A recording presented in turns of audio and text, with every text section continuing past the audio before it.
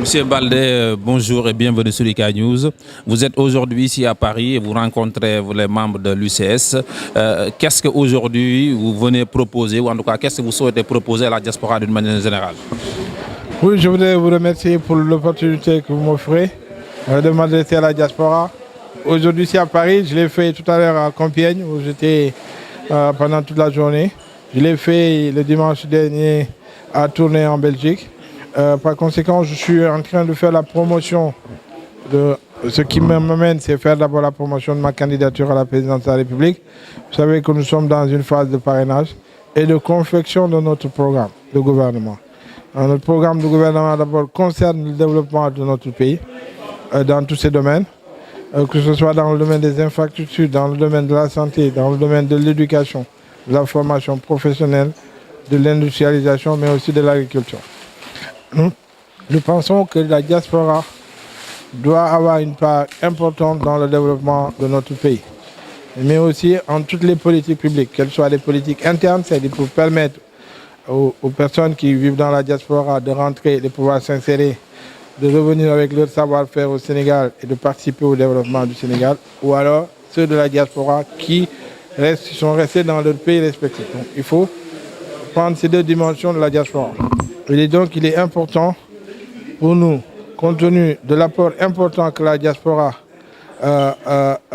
contribue au niveau du développement économique, compte tenu des montants importants qui sont chaque année amenés de la diaspora vers le Sénégal, il est important que dans les politiques publiques, dans les politiques sociales, que cette diaspora puisse y trouver sa place.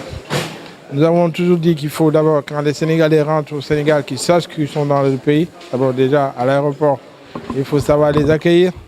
Il faut peut-être ouvrir des guichets qui sont dédiés aux Sénégalais, comme c'est la plupart dans certains pays, où d'abord les nationaux, ou en tout cas ceux qui font partie d'un espace économique bien déterminé, ont une discrimination positive à l'arrivée dans notre pays.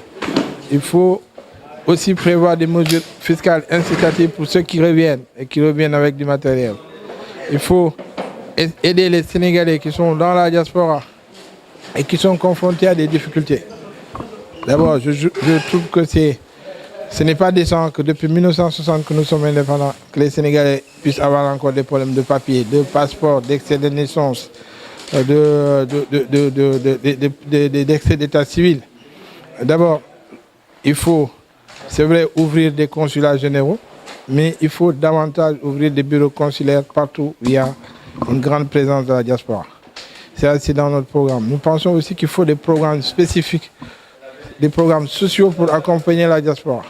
Nous avons proposé à ce que ceux de la diaspora qui sont dans des difficultés, soit qui sont dans les liens de la prévention, ou qui ont des problèmes avec la justice, ou qui sont de grands malades, ou malheureusement ça arrive, il y a souvent des décès, il faut qu'il y ait un dispositif spécifique dans les ambassades et dans les consulats généraux pour aider cela.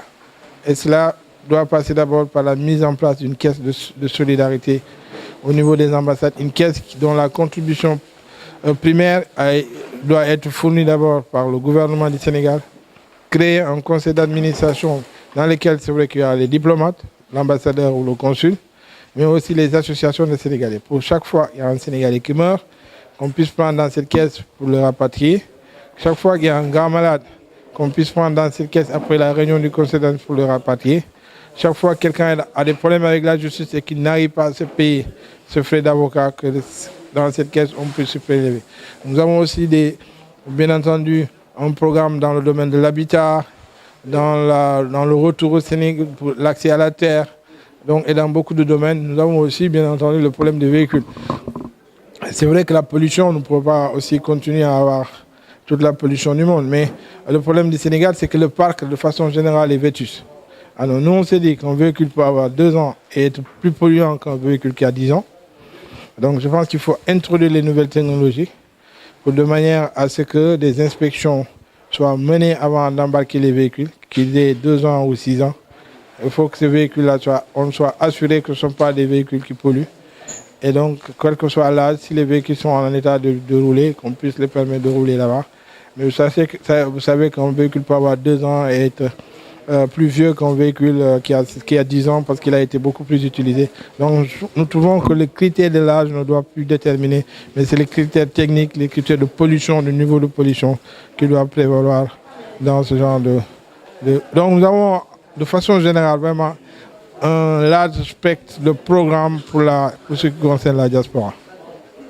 Voilà, merci beaucoup. On voudrait aussi bien aborder plusieurs points, mais malheureusement, le temps ne nous permet pas. En tout cas, merci de nous avoir accordé ces moments d'échange. Merci, c'est moi qui vous remercie. Merci. Bon retour.